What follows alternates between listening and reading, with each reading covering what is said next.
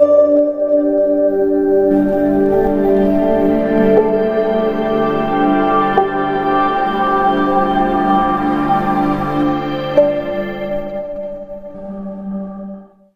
हिंद दोस्तों, आज आपके अपने यूट्यूब चैनल कोचिंग क्लास में आपका स्वागत है।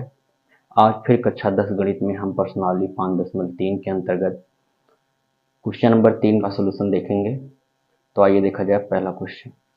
तीसरे का पहला पार्ट इसमें दिया है a बराबर 5, d बराबर 3, an बराबर 50। तो ज्ञात करना है n का मान और यस n यानी इन पदों का योगफल और पदों की संख्या ज्ञात करना है।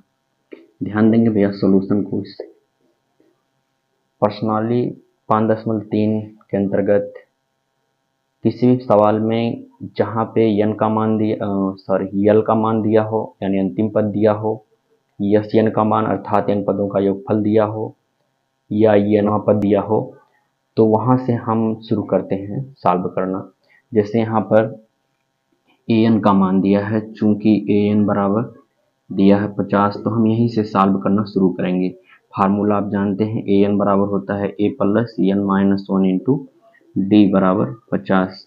तो a का मान यहाँ से रखेंगे 5 प्लस n का मान मालूम नहीं, d का मान रखेंगे 3 बराबर 50 प्लस 5 अगले पक्ष दाएं पक्ष में जाएगा -5 में होगा, तो n माइनस 1 गुणे 3 बराबर 50 माइनस 5, तो ये हो जाएगा 45।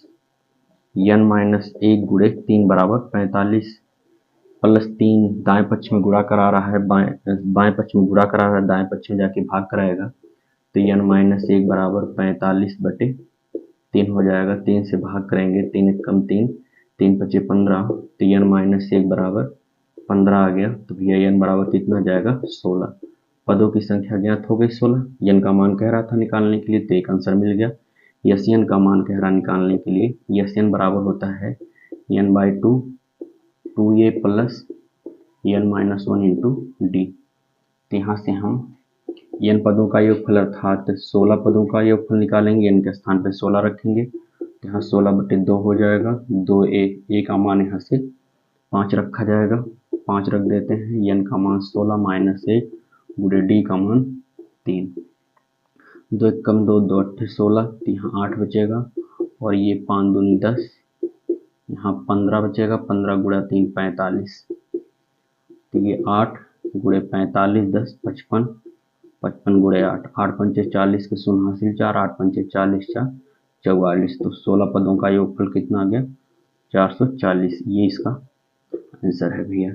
विश्वास है कि क्वेश्चन नंबर 3 का पहला पार्ट आपको बेहद ढंग से समझ में आया।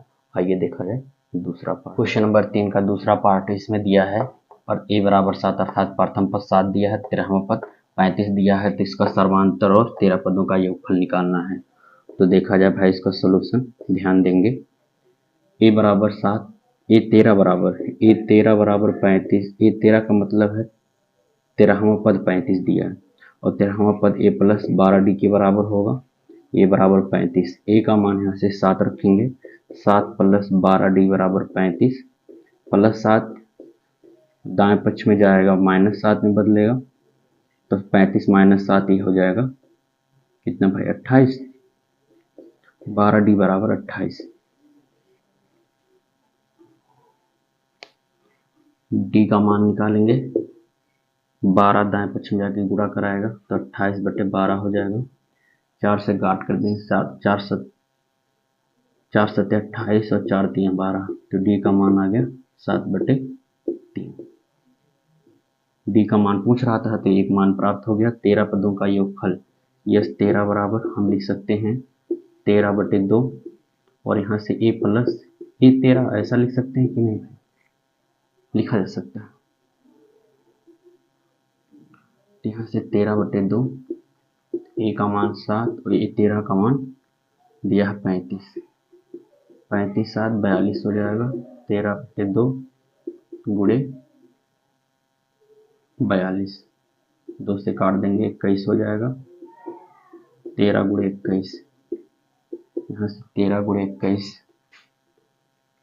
13 का गुणा 21 में कराएंगे, 13 कम 13, 13 दूनी 26, तो हो जाएगा 273।